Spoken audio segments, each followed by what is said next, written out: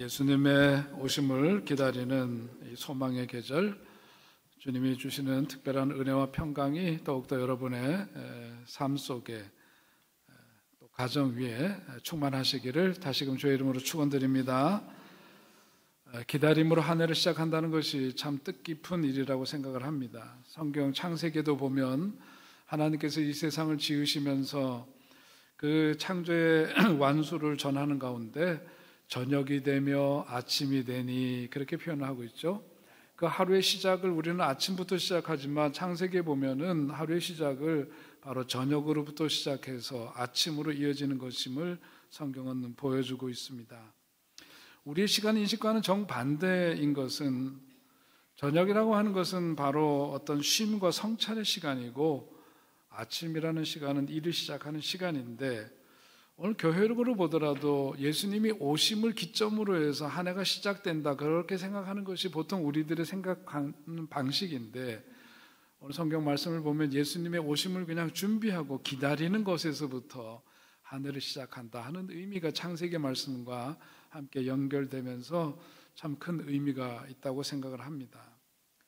대림절은 이 세상에 이미 오신 예수님을 기억하는 절기이고 또 한편으로는 다시금 우리 가운데 오실 그 주님을 기다리는 그런 절기이기도 합니다.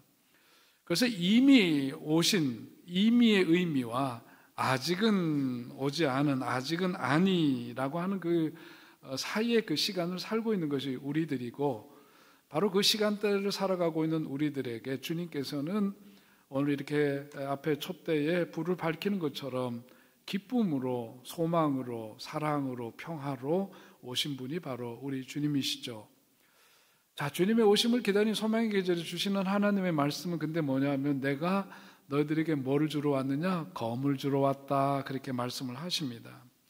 좀 뜻밖의 말씀이죠. 평화를 주시러 오셨다. 그것은 쉽게 납득이 가는 말씀이지만은 왜 평화가 아니라 검을 주러 오셨다고 말씀하셨을까? 그 이유는 다른 것이 아닙니다. 참된 평화를 위해서 오셨다라고 하는 거죠. 거짓된 평화가 난무하는 세상 속에서 그 거짓된 평화가 아닌 참된 평화가 우리 가운데 오기 위해서는 그 거짓된 평화와 싸워서 이겨야 돼요. 그러기 위해서는 뭐가 필요하냐? 검이 필요한 겁니다. 거짓된 평화라는 게 뭐예요? 강제화된 평화죠. 앞서서 우리가 이미 아시는 대로 팍스 로마나라고 하는 것이 예수님 시대에 그런 평화였습니다. 로마에 의해서 강제화된 평화, 로마에 의한, 로마를 위한 그런 평화. 그러니까 그 식민지에 사는 식민지 백성들의 그야말로 그 어려움과 탄식들 이런 것들을 다 힘으로 짓눌러버리고 위장된 평화 속에 살아가고 있던 그 시대 속에서 참된 평화를 주시기 위해서 오신 주님께서는 우리들에게 검을 주러 오셨다. 성경은 그렇게 전하고 있습니다. 거짓된 평화는 우리를 살릴 수가 없기 때문에 그 거짓된 평화가 아니라 참된 평화를 위해서는 우리들에게 그 검이 필요하고 주님은 그것을 주시기 위해서 오셨다고 성경은 말씀하고 있는 것이죠. 그러면서 오늘 본문을 보면은 예수님께서 검을 주러 오셨는데 그래서 그 검을 가지고 결국은 검은 뭐예요? 싸움을 위한 거죠. 근데 그 싸움의 현장이 어디냐면 가정임을 보여주고 있습니다. 이건 참 우리들이 생각할 때 또 뜻밖의 말씀이기도 하죠. 예수님께서 거짓 평화를 깨고 참 평화를 이루시겠다라고 하는 그 가장 그 우선시되는 그 전투의 치열한 현장이 어디냐? 가정이다 그거예요. 가정에서 부모와 자녀 간에 또 시어머니와 며느리 간에 불화를 일으키시겠다 그렇게 적나라하게 주님은 말씀하십니다. 이해하기가 어렵습니다. 그런데 곰곰이 다시금 생각해 보면은 주님께서 바로 이 가정에서부터 검을 주러 오셨고 그렇게 해서 그 불화하도록 하시겠다고 하는 그 말씀이 갖고 있는 의미는 참된 평화는 어디서부터 비롯되어져야 하느냐? 바로 가정에서부터 시작되어야 한다. 모든 역사의 변화는 바로 가정에서부터 시작되어야 된다는 의미가 그 속에 담겨져 있고 또 한편으로는 가정에서 참 평화가 이루어져야 교회도 사회도 세상도 평화가 이루어진다 하는 그 뜻이 바로 그 말씀 속에 내포되어져 있다 그렇게 말씀드릴 수가 있습니다. 자, 오늘 이제 본문 속으로 들어가면서 참 평화를 위해서 무엇이 필요하냐? 오늘 결국은 예수님께서 검을 주러 오셨는데 오늘 말씀의 첫 번째 의미는 예수님의 그 검으로 내 인생 새롭게 재정리되지 않으면 안 된다 하는 말씀을 우리에게 주시고 있습니다. 예수님이 뜻밖의 말씀하셨잖아요. 평화가 아니라 불화하도록, 불화를 하겠다. 불화를 주러 왔다. 그 말씀이 갖고 있는 의미는, 불화라고 하는 것은 다툼이고 갈등이에요. 그런데 그 말씀의 또 다른 의미는 뭐냐면, 그 갈등이나 불화라고 하는 것이, 다툼이라고 하는 것이 뭐냐면 되돌려 놓기 위함이다, 그거죠. 되돌려 놓기 위해서 갈등하는, 그게 한다는 거예요. 그래서 이 불화라고 하는 그 말씀의 뜻에는 돌려놓으라 하는 거고, 그 돌려놓다는 의미는 잘못된 것을 되돌려 놓는 거니까 제자리로 놓아둔다는 그런 의미가 있는 겁니다. 제자리를 찾게 되었을 때 그것이 뭐냐, 참 평화를 이루는 일이다. 그래서 우리가 잘 아시는 대로 이 샬롬이라고 하는 말은 평화를 의미하잖아요. 그 샬롬의 원뜻은 뭐냐면 제자리로 갖다 놓는다, 그런 뜻이에요. 그러니까 어떤 변화의 출발이 되어져야 될 것이 가정이고, 그 가정에서 참된 평화를 이루기 위해서는 바로 주님께서 검을 주시는데, 그 검으로 뭐냐면 잘못된 자리에 놓여 있는 것들이 제자리로 돌아오는 역사를 있도록 하기 위해서는 그 검이 필요하다는 거죠.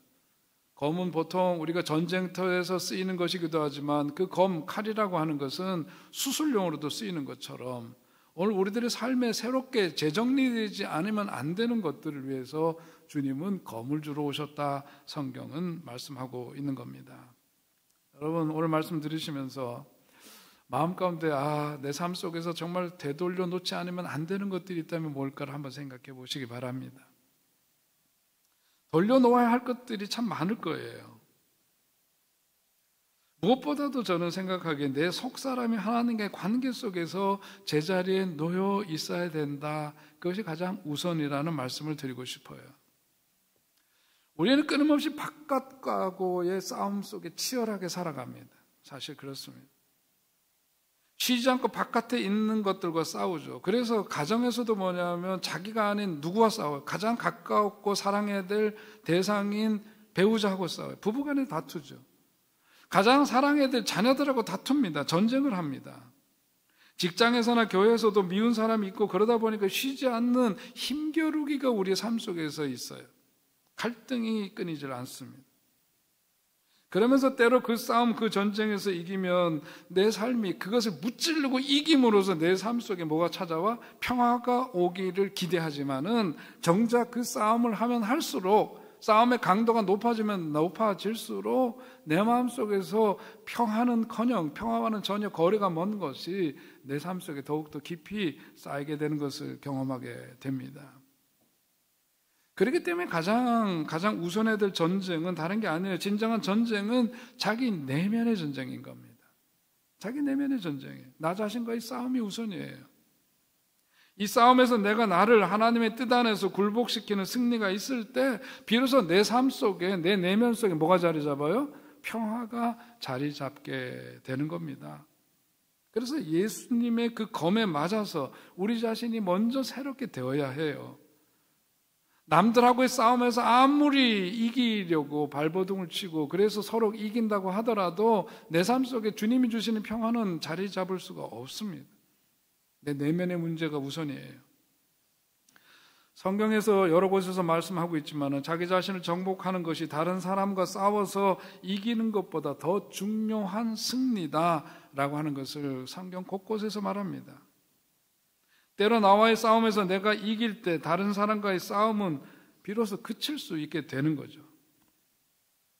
자기 자신을 하나님의 말씀으로 정복하는 것이 진정한 예수 믿는 사람들의 궁극적인 과제임을 여러분 마음속에 깊이 새기시기를 주의 이름으로 간절히 부탁을 드립니다. 그래야 됩니다. 바깥의 것들과 계속해서 정말 싸우기 위해서 살기를 품고 살면은요, 그 살기와 그 전투 의지가 강하면 강할수록, 이기면 이길수록 내가 평안해지는 게 아니에요. 불행해지는 거예요. 나와의 싸움에서 주님 주시는 성령의 검으로, 말씀의 검으로 가지고 승리해야 되는 거지. 그러니까 예수님께서 오늘 우리들에게 평화의 왕으로 오시는 그분은 뭐냐면 검을 주러 왔다 그렇게 말씀하시는 겁니다. 그 말씀의 진리를 우리가 잘 깨달아야 해요. 검은 다른 것 아니에요. 아픕니다. 스치기만 해도 아파요. 그 검을 통해서 뭔가가 하나가 잘려져 나가는 고통을 겪게 되죠. 때로는 그 검에 의해서 때로는 죽임을 당합니다. 그런데 오늘 예수님이 우리들에게 말씀하시는 건 뭐냐면 그 예수님 검을 주러 오셨는데 그 예수님의 검에 의해서 우리가 찔림을 받고 내가 더 나아가서 그 검에 의해서 내 자신의 옛 자아가 죽어야 돼. 그래야 산다 그 말씀하십니다. 가장 중요한 것은 그 검을 가진 분이 우리를 사랑하시는 분이라고 하는 거고 우리를 살리기 위해서 그분께서는 십자가에 달려 우리를 위해서 대신 돌아가신 분이라고 하는 거 이게 복음인 거죠. 주님의 검으로 우리는 쪼개지고 부서지고 깨어져야 해요. 복음성가에서 우리가 잘 아는 복음성가 중에 부서져야 하리라고 하는 찬양이 있습니다. 실력이 없어서 지금 부르고 싶어도 잘 부르지 못합니다.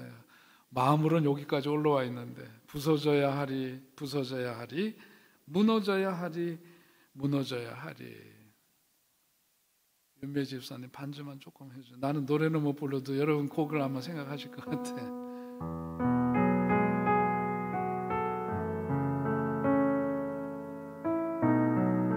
부서져야 하리, 무너져야 하리, 무너져야 하리, 깨져야 하리, 더 많이 깨져야 하리, 씻겨야 하리, 깨끗이 씻겨야 하리.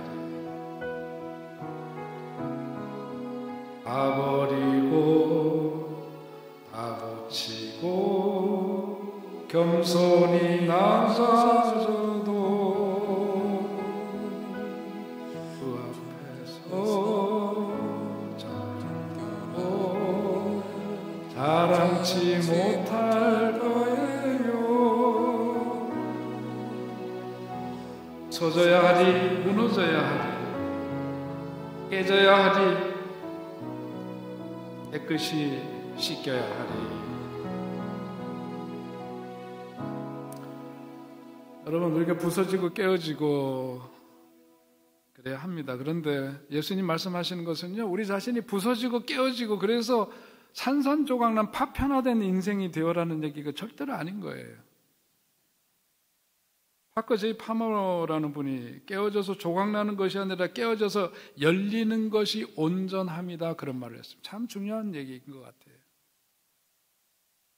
예수님이 우리들에게 검을 주시러 오셔서 우리를 무슨 파괴시키려고 오셨나요? 아니에요. 우리의 그 단단하게 굳어져 있는 자아가 깨뜨려지고 열려야 그 속에 하나님의 말씀이 거기에 뿌리를 내릴 수 있고 그러므로 인해서 우리는 온전해지는 거라는 말씀인 거죠. 그분이 그 쓴 책에 이런 대목이 나옵니다. 한 제자가 랍비에게 질문하는 거죠. 토라가 모세오경을 말하죠. 토라는 왜 우리에게 이 말씀을 내 마음 위에 두라고 말하나요? 왜 이 거룩한 말씀을 우리의 마음 속에 두라고 말하지 않나요? 그렇게 질문을 하니까 랍비가 답합니다. 우리가 현재 그러한 것처럼 우리 마음이 닫혀 있기 때문에 거룩한 말씀을 우리 마음 속에 둘 수 없는 것이다. 그렇죠? 여러분 동의되시나요? 그래요. 우리가 그렇게 되어 있어요. 닫혀져 있어요. 그러므로 우리는 그것을 우리 마음 꼭대기에 둔다. 그리고 말씀은 거기에 머물러 있다가 어느 날 마음이 부서지면 그 속으로 떨어진다. 부서져야 돼요. 내 마음, 내 자아가 부서져야 합니다. 그 속에 그래야 그 속으로 말씀이 떨어져 우리를 온전케 하는 역사가 있게 되어진다.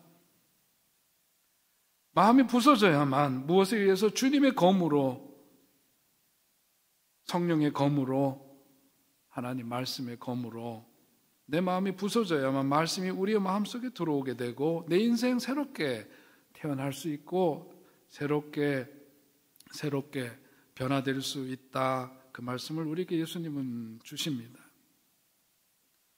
오늘 그러면서 뭐냐면 예수님의 이 가르침이 어디서부터 이루어져야 되는 가정에서부터 이루어져야 된다. 그래야 참 평화가 있다. 그 말씀을 하시는 거예요.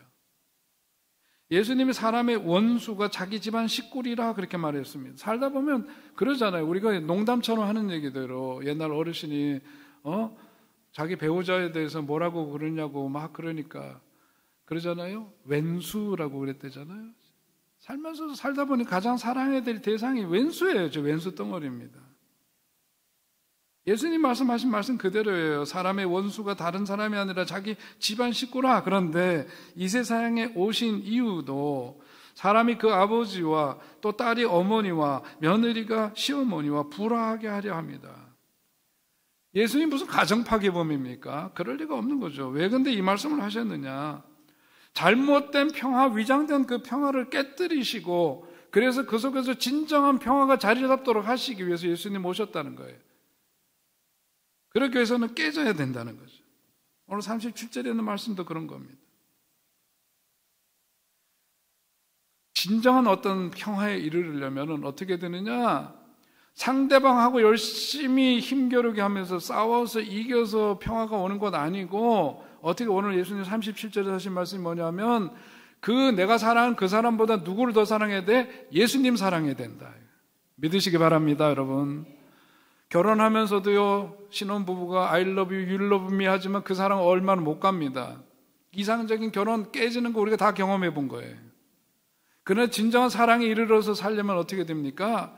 그 신랑과 신부가 각 사람이 다 예수님과 가까워져야 해요. 예수님과의 관계가 제자리에 놓여 있어야 돼요. 예수님과의 관계가 제자리에 놓여 있어야 옆에 있는 사람과의 관계도 제자리에 놓여 있게 되는 것을 믿으시기 바랍니다.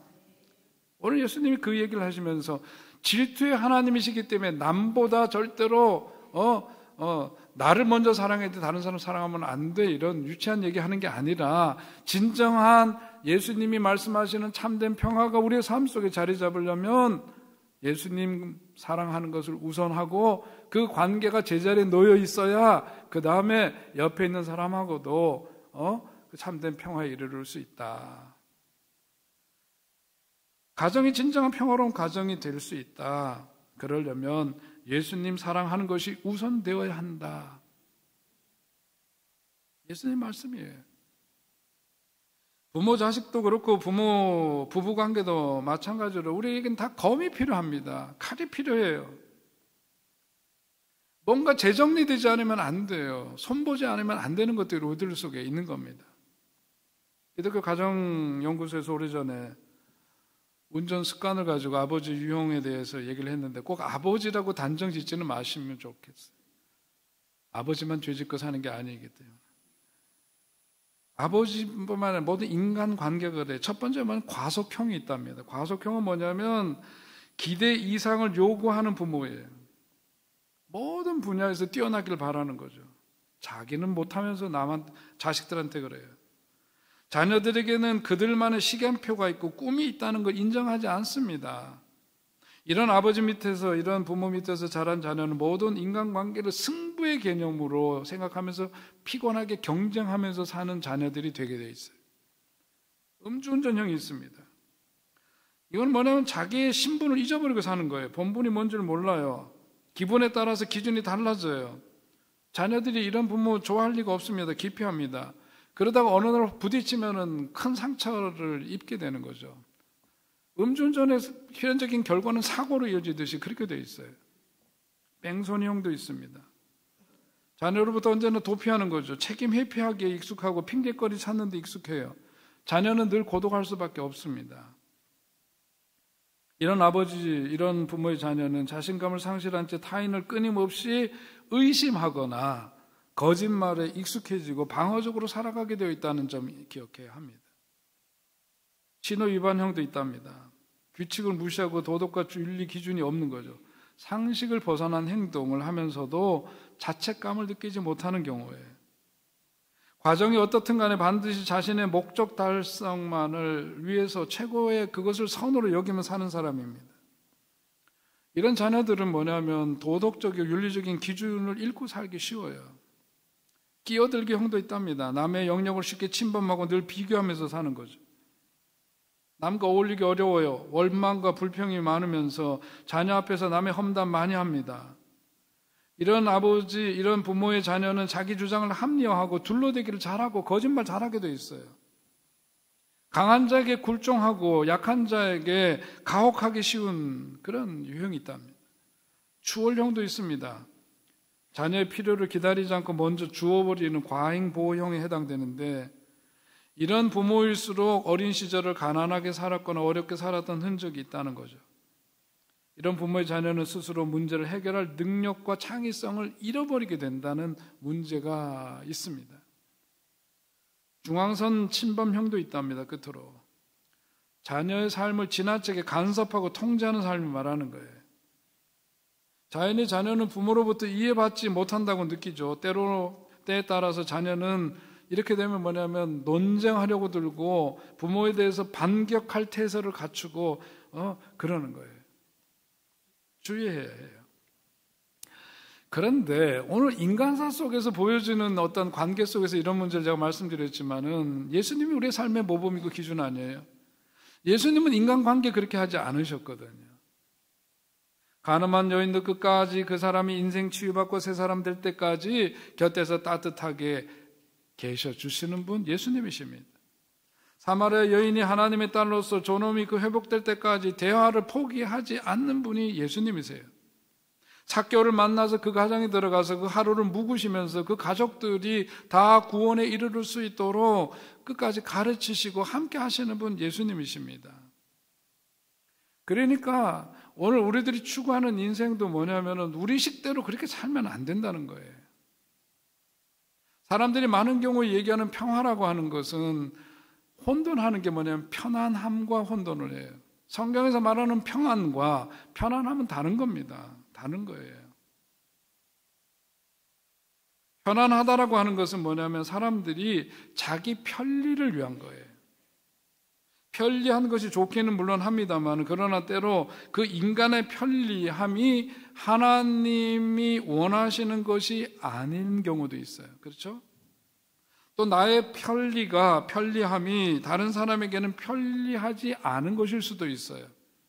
그래서 성경은 편함을 얘기하지 않고 평안을 얘기를 합니다. 예수님이 주시는 참다운 평화로운 상태를 말하는 거죠. 그것을 누리며 살도록 예수님은 우리를 초대하시고 우리로 하여금 그런 삶을 살라고 오늘 말씀하시는데, 그것이 가장 먼저 이루어져야 될 그 현장이 어디냐? 가정이다. 여러분의 가정 속에 그런 은혜가 임하시기를 주의 이름으로 축원드립니다. 그런데 궁극적으로는 뭐냐면 그런 삶이 가능하려면은 그 마지막 정점이 있어요. 그게 뭐냐면 십자가예요. 십자가입니다. 예수님 말씀하시죠. 목숨을 얻으려고 하는 자는 잃을 것이지만 목숨을 잃는 자는 얻으리라. 역설적인 말씀을 하시는 거예요. 이 말씀도 뭐 깊이 어렵게 얘기하자면 한도 끝도 없겠지만 쉽게 말하면은 내 마음 죽이라 이거. 내 마음 죽이고 예수님의 마음이 내 마음 가운데 살아야 그래야 된다. 그래야 희망이 있다. 그래야 평화가 임한다. 내 마음 누르고 있는 것은 어렵고 내 마음이 죽어져야 한다. 그리고 그 가운데 예수님의 마음이 살아나야 하고 예수님의 마음이 드러나야 한다. 할렐루야, 여러분. 오늘 우리는 그런 삶을 마음속에 사모하고 그런 삶을 추구하면서 살아야 해요. 십자가가 답이다, 그런 겁니다. 저도 인생 살다 보면요, 내 마음 주님 마음 속으로 복종시키지 못하는 때 얼마나 많은지 모릅니다. 솔직한 얘기로. 쉽게 표현하자면은요, 저도 열받으면은 막 속에서 이거 어떻게 해야 될지 모를 때가 없지 않습니다.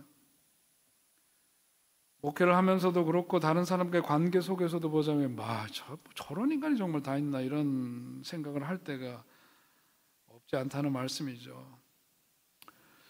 좀 목회하면서 그런 생각합니다. 목회는 사람 공부하는 거다 그런 생각을 합니다. 참 별의별 사람 다 있어요. 우리 교회 교우분들, 이 자리에 계신 분들, 우리 지금 함께 이렇게 잘 살고 있지만 저도 그렇고 여러분 내면 속을 한번 들여다보면은 우리가 세상 살면서 별일 다 겪잖아요, 그죠? 저도 이렇게 재단을 돌이켜보면 가장 뭔가 이렇게 스트레스 안 받고 목회했던 때는 언제냐면 청년 학생 목회할 때. 저는 청년 학생 운동도 했지만은 청년 학생들 대상으로 하는 청년 사역을 할 때 그때 돌이켜보면은 참 그때가 참 좋았어요. 이유는 다른 게 아닙니다. 우리 청년 학생들은요, 솔직해요. 없는 말 있다고 하지 않습니다. 청년들은 그런 건 있어요, 분명히. 문제가 있죠. 문제가 있으면 찾아가서 그저 얘기 들어주고, 이거는 이렇게 해야 한다, 저렇게 해야 한다. 그래도 목사가 하는 얘기에 대해서요, 이거저 계산하지 않고 잘 받아들여요. 젊은 사람들과의 관계는 그래서 참 좋아요. 어른들 세계는 신묘막측해요, 제가 보기에는. 금방 드러날 일인데도요, 전혀 다른 얘기하는 경우들도 많이 봅니다. 종종 봅니다. 상상을 초월하는 일들을 만들어내는 그런 경우들도 보기도 하고 겪기도 하고 그럽니다. 그냥 있는 그대로 정직하게 말하면 되는 일이에요. 사실은 간단해요. 우리 지난주 세마학당에서 공부한 것처럼 거짓자기와 참자기 공부하면서 그러잖아요. 거짓된 자기는 에너지 소비가 많아요. 복잡해요. 나중엔 자기가 여기선 이렇게 하고 저기선 저렇게 말하고 나중에는 자기도 어떻게 말했는지도 몰라. 복잡하게 살아서 그래요. 우리는 다른 거 관심 두시면 안 됩니다. 교회 오면은 뭐냐면 예수 잘 믿는 것만 관심 두셔야 해요. 헛되고 부질없는 일들 이루기 위해서 욕심 부리고 이러는 거 안 되는 거고요. 자기 마음대로 되지 않는다고 없는 말 만들어내기도 하고 자기 뜻 관찰 안 된다고 심통 부리고 이러면 안 되는 거예요. 저도 목사인지라 목사가 아무리 교인들이 목사 인격을 모독하는 말 같은 거 뒤에서 하고 없는 말 만들고 뭐 그러더라도 가서 따져보자 그리고 가갖고 막 멱살잡이 못합니다. 저 못해요. 따지기 어렵죠. 왜 그렇게 그런 말을 했냐고 말 못해요. 그냥 가만히 지나가는 거지. 제가 드리려고 하는 얘기는 나 이런 사람이다 하는 얘기를 하려고 하는 게 아니라 여러분도 경험하시는 거지만 우리가 누군가에 대해서 미움을 갖고 있고 복수심을 갖고 있고 어떻게든지 저걸 어떻게든 해봐야 되겠다 그랬을 때 내 마음속에 오는 것은 절대로 기쁨일 수 없어요. 절대로 내 마음 평안하지가 않아요. 미워하지만 결국은 뭐냐면 내 마음속에 평화를 잃어요. 누구를 위해서 그런 건가? 누구 미워하고 원망하고 원수 갚으려고 연구할 때 기쁨 넘치는 거 체험할 수 없습니다. 점점 나만 속상해지는 거고 속으로 별 죄를 다 짓게 되고 그러는 거예요. 그러니까 남 미워하는 건 재미없는 일입니다. 한마디로 말하면 그렇습니다. 그래서 누가 오라? 예수님이 오라요. 예수님 하신 말씀이 오라요. 예수님 하신 말씀이 뭡니까? 십자가를 져야 한다. 십자가를 져야 산다. 누가 살아? 나도 살고 너도 살고 함께 산다. 교회가 산다. 가정이 산다. 나라가 산다. 그렇게 되려면 어떻게 되느냐? 예수님 검에 맞아서 새롭게 돼야 해요. 회개해야 하고 예수님 검에 의해서 그것이 재정리되어야만 한다. 그래야 살 길이 열린다. 그 말씀을 하시는 거예요. 하나님 말씀 어떤 말씀입니까? 히브리서 4장 12절 함께 읽어요. 시작. 하나님의 말씀은 살았고 운동력이 있어 좌우에 날쌘 어떤 검보다도 예리하여 혼과 영과 및 관절과 골수를 쪼개기까지 하며 또 마음의 생각과 뜻을 감찰하나니. 아멘. 이게 말씀이에요. 말씀의 검에 제대로 맞아야 돼요. 말씀을 귓전으로 슬쩍슬쩍 지나가는 말씀 백날 들어봐야 아무런 내 인생의 변화 안 일어납니다. 오늘 여기 주신 말씀처럼 말씀은 살았고 운동력이 있거든요. 좌우에 날선 어떤 검보다도 예리하거든요. 그래서 우리의 혼과 영과 관절과 그 골수가 속에 있는 거, 우리의 마음 깊이 겉으로는 절대로 들여다볼 수 없는 그 중심, 그 속 깊은 데까지 쪼갤 수 있는 능력은 어디서 오느냐? 말씀으로부터 오는 거다. 그러니까 그 말씀을 붙들고 살아야 우리의 삶 속에 참된 평화가 깃들고 기쁨이 회복되고 그러면 그 핵심이 뭐냐? 십자가다. 십자가를 통해서 새롭게 은혜를 힘있게 되시기를 다시금 주의 이름으로 축원드립니다. 예수님 시대에 가장 문제가 됐던 사람들은 바리새인들이었어요. 종교 지도자들 가운데 바리새인들은 그들은 스스로 율법을 고수한다는 명분을 가지고 하나님 말씀의 수호자라고 자처를 했습니다. 그렇지만 그들은 말씀의 수호자라고 자처하기는 했지만 율법의 본질적인 삶을 그들은 살지를 않았어요. 위선자였습니다. 그런데 오늘 우리가 예수님께서 그렇게 바리새인들에 대해서 지적하고 야단치시고 그랬는데 오늘 그 먼 나라의 이야기, 성경 속에 나오는 다른 사람들의 이야기라고 보면 안 돼요. 예수님이 그렇게 지적하시고 야단치셨던 그 모습이 오늘 우리들 속에 있지 않은지를 보아야 합니다. 예수 믿는 것도 그들이 빠졌던 그 함정에 우리들이 빠질 수 있다는 것 알아야 해요. 예수 믿으면서 주님 주시는 검을 가지고 자기 자신을 연단해야 하고 자기를 개혁하고 자기를 변혁하고 자기 혁명을 가지는 그런 삶을 우리가 취하지 않으면 그 삶은 곧 고난의 길이요 좁은 길을 가는 것인데 그렇지 않으면 우리들이 바리새인들 뭐라고 얘기한 것처럼 스스로 자기가 의로운 사람이 되고 선한 사람이 되고 믿음 좋은 사람으로 착각하면서 그 자리에 머물러서 자기를 정당화하고 자기를 높이는 어리석은 삶을 살게 되는 겁니다.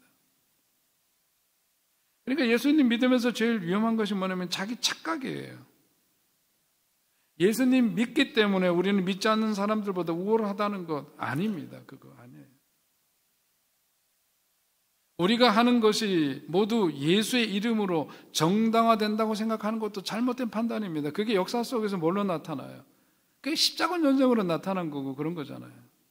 오늘날에서 크리스찬덤, 하나님 나라 왕국을 꿈꾸면서 모든 것을 그렇게 해서 그 종교 우월주의에 빠져가지고 다른 사람들에 대해서 재단하고 말이죠.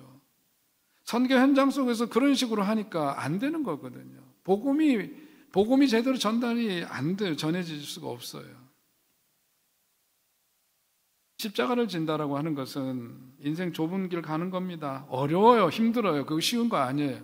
말씀으로 저를 전하지만 저도 그 길을 가는 거 그거 쉬워서 하는 얘기 아니고 저도 그 길을 가고 있기 때문에 자신만만해서 하는 얘기 절대로 아닙니다. 다 어려운 길이에요. 그런데 오늘 예수님께서 뭐냐 하면 참된 평화가 임하려면은 그 십자가를 져야 한다. 그리고 예수님의 검으로 무엇보다도 우리 자신이 새롭게 수술되지 않으면 안 되고 재정리되지 않으면 안 된다. 그 말씀을 하시는 겁니다. 살다 보면 어려운 때 만나죠. 그럴 때마다 우리는 위로를 원합니다. 값싼 위로를 주는 사람을 찾아다니기 쉬워요. 교회도 그렇습니다. 값싼 은혜, 값싼 위로를 찾아 헤매는 사람들 많습니다. 그러나 거기에 분명히 여러분 기억하셔야 될 게 거기엔 생명이 없어요. 거기에 성숙은 불가능합니다. 그렇게 해서는 안 되는 거예요. 인생 살면서 지름길 가려는 생각 버려야 하고 인생 고생 안 하고 잘 살아보려고 하는 거 도둑놈 심보인 것처럼 오늘 우리도 신앙생활하면서 값싼 은혜, 값싼 위로, 값싼 평화 이런 거 구하지 않으시기 바랍니다. 십자가는 어렵고 고통스럽지만 그 길을 택해야 거기에 참된 평화, 기쁨, 은혜가 임한다는 것. 그 길은 좁은 길이지만 좁은 길이지만 그 길을 가야만 주님이 주시는 진정한 평화가 주님 주시는 진정한 기쁨이 우리의 삶 속에 임하게 된다는 것을 여러분 꼭 기억하시기를 바랍니다. 그러니까 우리가 살다가 내 인생 어렵고 아프고 그럴 때 쉽게 위로하려는 사람들한테 너무 기대지 마세요. 기대지 마세요. 그게 진정한 사랑 아닙니다. 그런 값싼 위로를 목말라 하지 마셔야 해요. 우리에게 하나님이 허락하시는 아픔과 어려움은 하나님이 우리를 새롭게 하시려고 주시는 은혜의 기회라고 생각을 하셔야 해요. 새로운 삶의 때를 주님께서 준비하시고 나에게 허락하신다고 생각을 하셔야 해요. 때로 값싼 위로를 주고받는 것을 중요하게 여길 때도 물론 있지만은 아플 때는 아파야 해요. 외로울 때는 깊이 외로움을 경험해야 해요. 값싼 위로와 외로움에 대한 어떤 그 가벼운 터치로 그것을 그냥 넘어가면 안 돼요. 그래서 그 문제가 해결되는 것 절대로 아닙니다. 저는 그런 점에서 보자면 목사치고는 따뜻한 목사는 아닐 거예요. 뭔가 좀 어렵고 힘들다 그러면은 누구는 쫓아가서 무릎을 꿇고라도 뭐 어쩐다는데 저 안 합니다. 못 합니다. 안 하는 게 더 맞아요. 우쭈쭈 해갖고 되는 게 아니거든요. 외로울 때 내버려 둬야 돼요. 아플 때 그냥 내버려 둬야 돼요. 그래야 뭐냐면 사람의 값싼 위로가 아니라 진정한 하나님의 위로를 만나기 때문입니다. 여러분은 그걸 아셔야 해요. 그래야 십자가 고난을 통한 승리의 비결을 내 삶 속에서 체득할 수 있는 거예요. 여러분 인생 살다가 우리들 모두가 어려운 때를 만나죠. 아유, 누가 나한테 와서 좋은 말 해주는 사람 없나 왔다 갔다 하지 마세요. 그 자리에서 더욱 깊이 그 어려움을 직면하면서 하나님의 위로를 힘입으시기 바랍니다. 하나님의 만져주심을 체험하시기 바랍니다. 하나님을 진짜 만나야 거기로부터 작별할 수 있는 거예요. 거기서부터 비로소 헤어나 참된 자유인으로 살 수 있는 거예요. 오늘 주님께서는 그 비밀을 우리들에게 들려주시면서 예수님이 하늘 그 보좌 영광을 다 버리시고 오셨는데 가정에 와서 싸움 시키려고 오셨어요? 진정한 평화를 누리는 참다운 믿음의 사람 되도록 하시기 위해서 오셨어요? 예수님의 검에 내 삶을 맡기고 내 속에서 정리되지 않으면 안 되고 도려내지지 않으면 안 되고 잘라내어질 때 아픔이 있지만 잘라내어 버리지 않으면 안 되고 더 나아가서 나는 죽고 싶지 않지만 주님의 검에 의해서 죽어짐으로 내 삶 속에서 하나님의 영광이 나타나고 주님의 삶이 주님의 그 모습이 드러나게 되는 그 삶을 사모하고 그런 삶을 결단하는 저 여러분이 될 수 있기를 주의 이름으로 축원드립니다. 주님이 복 주시는 삶은 바로 그런 것이에요. 그 복을 마음껏 누리는 여러분 되시기를 주의 이름으로 축원드립니다. 존귀하신 하나님, 오늘도 우리로 하여금 예배의 자리로 부르시고 주님 말씀에 귀를 기울입니다.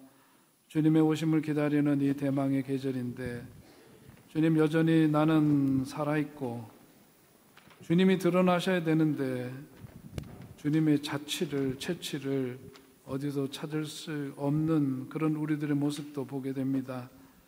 주님 검을 주러 오셨다고 말씀하셨는데 무엇보다도 내 자신과의 싸움에서 그 검으로 승리하여 주님의 말씀에 순종하는 내 삶이 되도록 인도해 주시고 누군가를 싸워 무찔러 이김으로가 아니라 십자가를 짐으로 말미암아 궁극적인 참된 승리, 기쁨, 그 평화가 내 삶 속에 임하는 것을 체험하며 살아가는 하나님의 신실한 종이 되게 하여 주시옵소서.